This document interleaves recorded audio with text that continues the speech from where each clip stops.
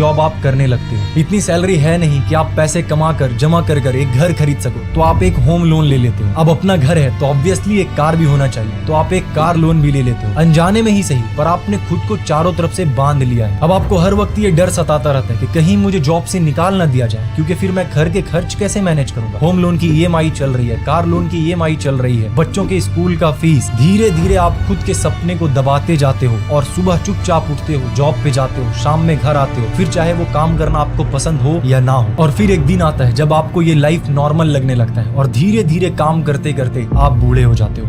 आपको ऐसा लगेगा कि शायद मैं अनलकी था, इसीलिए मैं लाइफ में बड़ा कुछ कर नहीं पाया, क्योंकि मेहनत तो मैंने खूब किया था।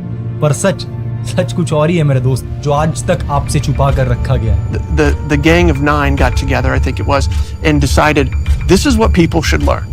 Physics, biology, chemistry, and this is how they should learn. It's like the newspaper industry, right? More printing presses, more big buildings, right? Makes us look grander. The people who built the schools were consciously aiming at eradicating the will of the students who were part of the system because they wanted them to be obedient. The entire purpose of a good university is to give you a foundation to fail, not a foundation to get an A.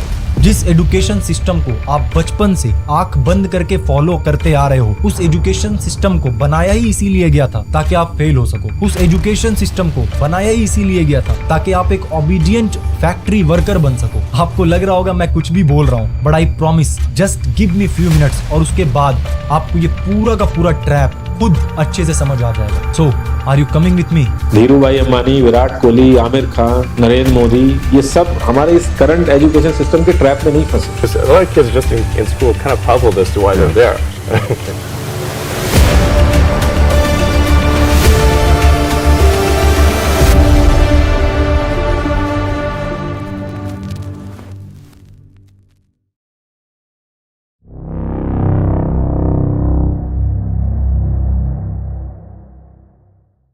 साल होता है 1806। Napoleon की army और प्रशिया के बीच एक war होता है और इस वॉर में Prussia one of the best army होने के बावजूद हार जाती है। प्रशियन लीडर्स को ये समझ नहीं आता है कि आखिरकार वो इतने अच्छे आर्मी के साथ हार कैसे सकता है। बहुत सोचने के बाद उनके लीडर्स को ये समझ में आता है कि उनकी आर्मी मजबूत तो थी, लेकिन वॉर के दौरान वो अपने सुपीरियर्स के ऑर्डर्स को फॉलो करने के बजाय अपना दिमाग इस्तेमाल कर रहे थे, जबकि नेपोलियन की आर्मी सिर्फ और सिर्फ नेपोलियन के ऑर्डर्स को फॉलो कर रहे थे। और इस हार का कॉन्सिक्वेंस क्या होता है? प्रशिया को अपना आधा टेरिटरी नेपोलियन के हाथ में दे देना पड़ता है और साथ ही एक पीस एग्रीमेंट साइन करना पड़ता है। अब प्रशियन लीडर्स के सामने एक चैलेंज होता है कि दोबारा ऐसा कभी भी उनके साथ नहीं होना चाहिए। बट क्वेश्चन ये है कि आखिरकार वो लोग ऐसा करेंगे कैसे? बहुत दिमाग लगाने के बाद उनको एक